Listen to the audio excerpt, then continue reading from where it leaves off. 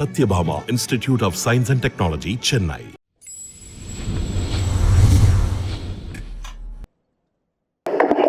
நல்லா இருக்கீங்களா? ரொம்ப மகிழ்ச்சி உங்க எல்லாரையும் சந்திச்சது. ஏற்கனவே நம்ம அந்த சல்லியர்கள் படத்தோட விழாவில் தம்பி தயாரிப்பாளர் வந்திருந்தாரு. தம்பி அன்னைக்கு பேசும்பொழுது எப்படி பேசினாரோ அதே தான் இன்னைக்கும் பேசியிருக்காரு. உண்மையிலேயே மைக்கேல் என்கிட்ட அறிமுகப்படுத்தினது தேனப்பன் தான். ரொம்ப நல்ல கதை, வித்தியாசமான ஒரு கதை.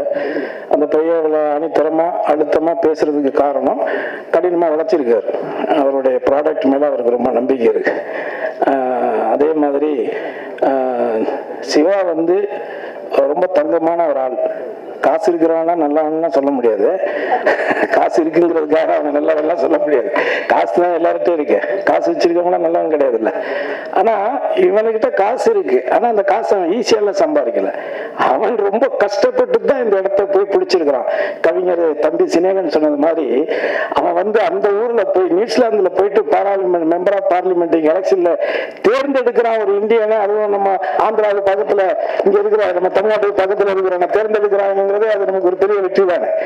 அதனால அந்த இடத்துக்கு வர்றதுக்கு தம்பி ரொம்ப உழைச்சி தான் இந்த இடத்துக்கு வந்திருக்கான். ஆனா ரொம்ப ரொம்ப ஒரு அப்பழுக்கற்ற ஒரு தாய்ப்பால் மாதிரி அவ்வளவு. அதுக்கு மேல அவனை பத்தி நம்ம சொல்ல வேண்டியது கிடையாது. அவன் ஒரு தாய்ப்பால் மாதிரி அவனுடைய குணம் எல்லாமே. அதனால அப்படி ஒரு நல்லவன், ஒரு நல்ல படத்தை, ஒரு நல்ல உழைப்பாளிய, ஒரு ரொம்ப திறமையான பையன். எல்லாமே அவனே ஒத்துக்கிட்டான்.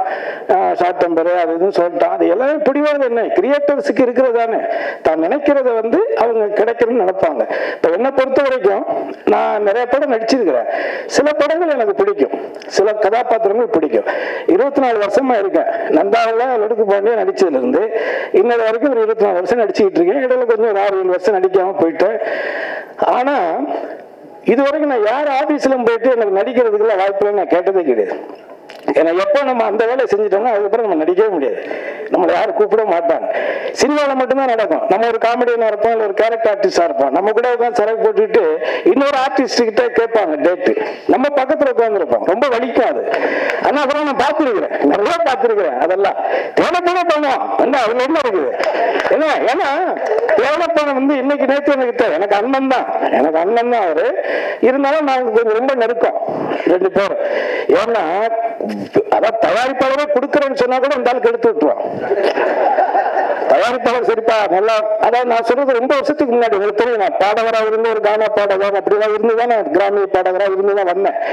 கே சுரேகுமார் சார் ஒரு படம் நாட்டாமன்னு ஒரு படம் எடுத்தாங்க, உங்களுக்கு நான் வரும். அதுல நாட்டாம பாதம் பட்டா நல்ல வெள்ளாம விளையும் அப்படின்னு ஒரு பாட்டு இருக்குல்ல, அந்த பாட்டு நான் தான் பாடினேன். சிற்பி சார் மியூசிக்ல நான் தான் பாடினேன். அதுக்கு எனக்கு பாட வச்சுட்டு திருப்பி அவங்க கொஞ்சம் ஏதோ ஒரு இது கமர்ஷியல் ஏதோ சொல்லிட்டு அனுப்பிச்சிட்டாங்க. ஆனா அந்த காசு பேட்டா கொடுக்குறது 100 ரூபாய் 150 ரூபாய் 200 ரூபாய் கொடுக்குறாரு. இவர்தான் அதுக்கு மேனேஜர். நான் நல்ல பாட்டு பாடல, நானும் உங்க வாய்ப்பு கேட்டேன். நீங்க தான் நம்ம கூப்பிட்டீங்க, என் வாய்ஸ் நல்லா இருக்குன்னு. அப்ப 5 ரூபாய் குடியான்னு சொல்லிதான் சண்டை போட்டு வாங்கிட்டு போனேன் 500 ரூபாய் இவர்கிட்ட. அதனால இந்த சினிமா உலகம்ங்கிறது இப்படித்தான். இங்க அவ்வளவு ஈஸியா யாருடைய திறமை யாரும் இது பண்ணிக்கிறது இல்லை. என்னை பொறுத்தவரை என்னன்னா, ஒண்ணு வாய்ப்புகள் வரணும், வாய்ப்புகளை உருவாக்கிக்கணும். நான் உருவாக்க தெரிஞ்சேன். ஏன்னா நான் என்ன அப்படித்தான் உருவாக்கிட்டேன். ஏன்னா இந்த விழாவில் இருக்கக்கூடிய இசையமைப்பாளர் ரகு இருக்காருல்ல, நாங்க ரொம்ப க்ளோஸ் நண்பர்கள். ஒரே இடத்துல ஒரு வித்து போன தான் வடப்பள்ளியில பாளையக்காரத்துல அந்த ஏரியா, அதே உனக்கும் தெரியுமே. நிறைய பேர் என் கூட டிராவல் பண்ணவங்க நிறைய பேர் இருக்காங்க. வேற ஒரு மகத்துல வேற அடையாளத்துல உட்கார்ந்து இருப்பாங்க. சில பேர் ஏதோ ஒரு கோபத்துல கூட இருப்பாங்க.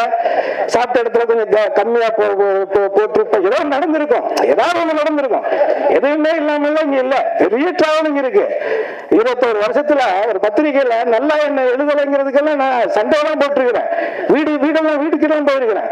ஏன் அவ்வளவு உழைச்சிரு அந்த படத்துல சும்மா இவரும் மற்றும் பலரும் இருக்கிறாருன்னு என்ற அந்த மாதிரி. அதனால இதை எதுக்காக சொல்ல வரேன்னா, மைக்கேல் இந்த கதை இப்படித்தான் வரணும் அப்படிங்கிறத ரொம்ப ஆழமா நம்பி அதுக்கான கேமராமேன் அந்த தம்பி கூட இருக்கிற எல்லாருமே ரொம்ப கடினமா உழைச்சிருக்காங்க. குறிப்பா விமலை இந்த படத்துல கொஞ்சம் வித்தியாசமா நீங்க பாப்பீங்க எல்லாருமே, தமிழக ஆடியன்ஸ் எல்லாருமே.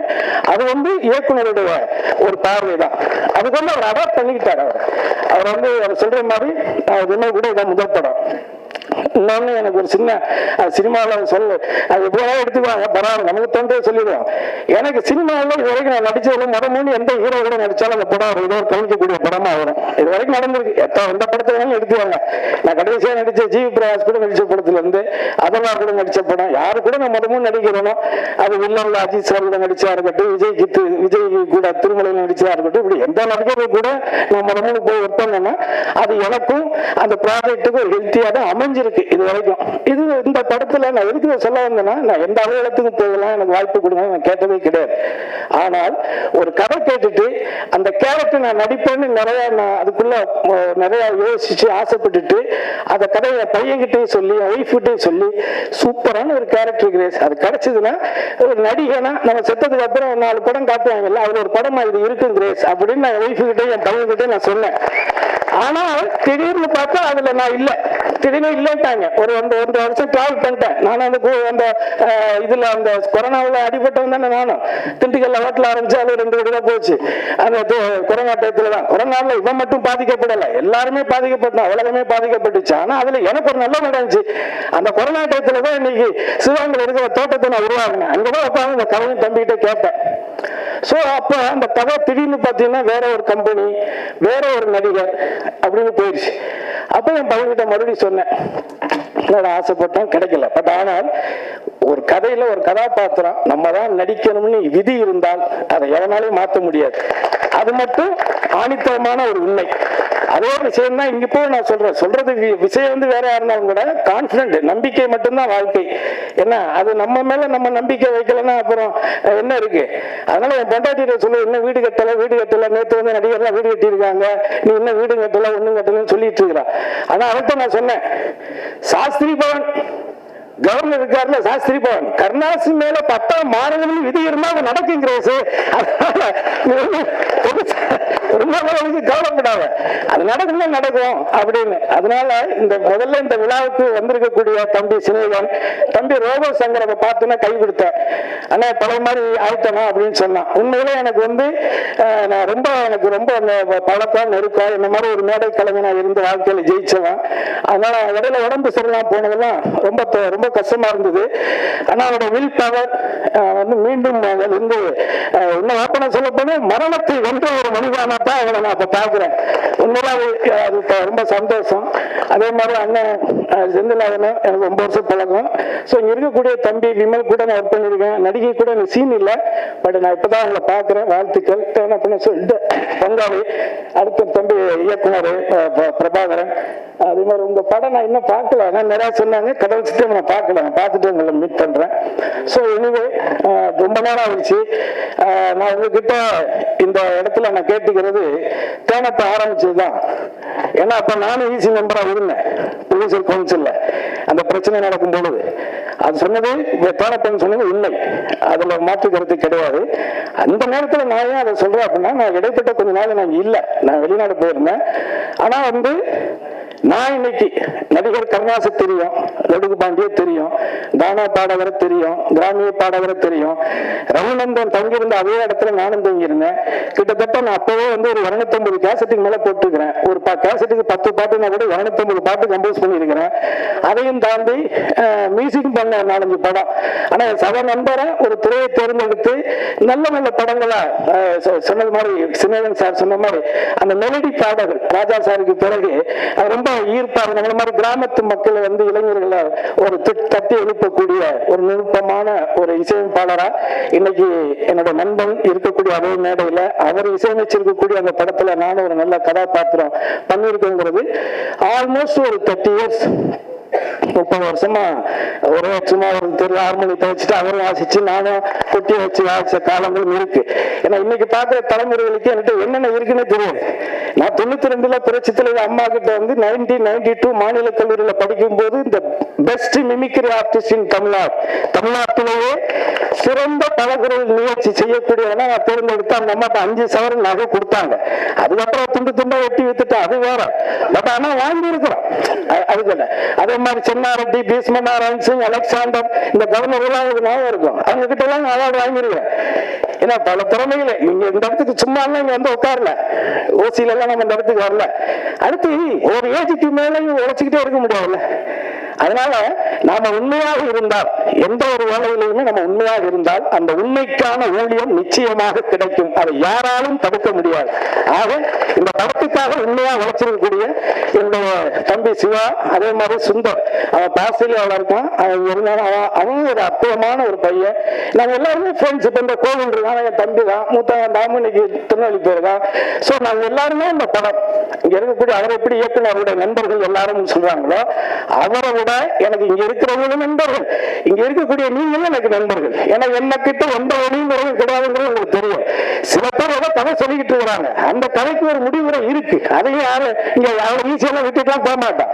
நான் ஒரு 30-40 வருஷம் வளைச்சு கஷ்டப்பட்டு நான் ஊண்டி எந்திரிச்சு உட்காந்துருவேன். எவனோ ஒருத்தர் ரூமுக்கு ஒரு கேமரா வச்சுக்கிட்டு என்ன வேணாலும் பேசுவான்னா அதெல்லாம் வேடிக்கை பார்த்துட்டு போற பேப்பெல்லாம் நான் கிடையாது. அதையும் நீங்க மனசுல வச்சுக்கோங்க. யாராவது இருந்தாலும் சரி, அவங்களுக்கு புரிய வேண்டியவங்களுக்கு புரியும். அதனால எதுக்கு இங்க நம்ம அவங்களுடைய உழைப்பை உன்னுடைய வயிற்ற படைக்கிறதுக்காக இன்னொருத்தருடைய உழைப்பை நீ சுரண்டி சாப்பிட நினைக்கிறத விட ஒரு கேவலம் எதுவுமே கிடையாது. இது யார் ஒருத்தரும் செய்யறாங்களோ, நான் சொல்றேன், யார் இந்த தவறை செய்யறாங்களோ அவங்களுக்கு அது புரிஞ்சா போதும். ஆக இந்த 24 வருஷத்துல இந்த தமிழ் சினிமாவில் ஒரு பாடகா இருந்த காலத்திலிருந்து ஆனந்தவுடன் பத்திரிகை உங்களுக்கு தெரியும். அந்த பத்திரிகையில நான் ஒரு பாப்பிசை பாடகனா இருக்கும்போது ஆகஸ்ட் 15 அன்னைக்கு அட்டைப்படுத்த படத்தை போட்டாங்க. சும்மா இந்த இடத்துக்கு நான் வரல, அதுக்காக சொல்றேன். அதனால இங்க இருக்கக்கூடிய எல்லாருமே திறமையானவர்கள். இந்த திறமையானவர்கள் அத்தனை பேரும் சேர்ந்து ஒரு நல்ல படைப்பை உருவாக்கி இருக்காங்க. அதை உங்களுடைய பார்வைக்கு உறவுகளை கொண்டுட்டு வருவாங்க.